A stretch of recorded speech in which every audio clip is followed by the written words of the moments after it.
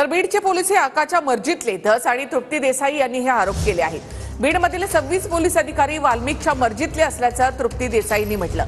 तर बीडमध्ये कराडच्या मर्जीतले 200 पेक्षा जास्त पोलीस अधिकारी आहेत असं आमदार सुरेश धस यांनी म्हटलंय। बीडमधील 26 पोलीस अधिकारी वाल्मिकच्या मर्जीतले तृप्ती देसाई। काही कर्मचारी जे आहेत ते वसुलीसाठी सुद्धा ठेवण्यात आले, ते आहेत पोलीस खात्यात पण वसुलीसाठी ठेवण्यात आले। तर अशा पद्धतीने जे याच्यामध्ये त्यांच्या निकटवर्ती आहेत अशी जी लिस्ट आहे ती 26 कर्मचारी आणि पोलीस अधिकाऱ्यांची मी दिली। 26 फार कमी आकडा सांगितलाय तृप्तीताईंनी। हे सगळे कर्मचारी पोलीस अधिकारी यांचं बेरीज केली तर ते 200 वर जाईल। मी पण यादी देतो ना उद्याच्याला देणार आहे सीएम साहेबांना जाऊन। बीडमध्ये कराडच्या मर्जीतील 200 पेक्षा जास्त पोलीस सुरेश धस। काहींना अटक करून पोलीस आकाच्या सेवेसाठी पाठवतात, धस यांचा आरोप। काही जणांना अटक केली जाते, आकाची सेवा करायला जेलमध्ये पाठवलं जातंय। आम्हाला काय कळत नाही का? आयडिया करतायत ना अजून हे लोक।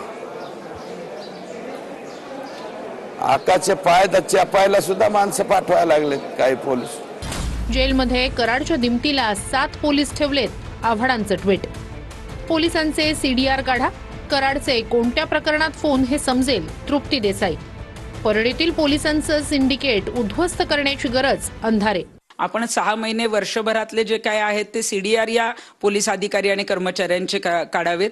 त्यांनी नेमकं कुठल्या प्रकरणात काय काम केले, त्यांना वाल्मिक कराड किंवा त्यांचे जे कोणी टोळी आहे त्याच्यातल्या किती जणांचे फोन आलेत, पुरावे गोळा केले जातील किंवा त्यांची चौकशी करतील, अभ्यास करतील आणि तातडीनं बीड जिल्ह्याच्या बाहेर यांना पाठवतील। बीड जिल्ह्यामध्ये जर खरंच माननीय मुख्यमंत्री महोदयांची आणि पालकमंत्री तथा उपमुख्यमंत्री महोदयांची खरंच तिथली गुंडागर्दी निपटून काढण्याची इच्छा असेल तर परळीतलं विशेषतः पोलिसांचं सिंडिकेट उद्ध्वस्त करणं गरजेचं आहे।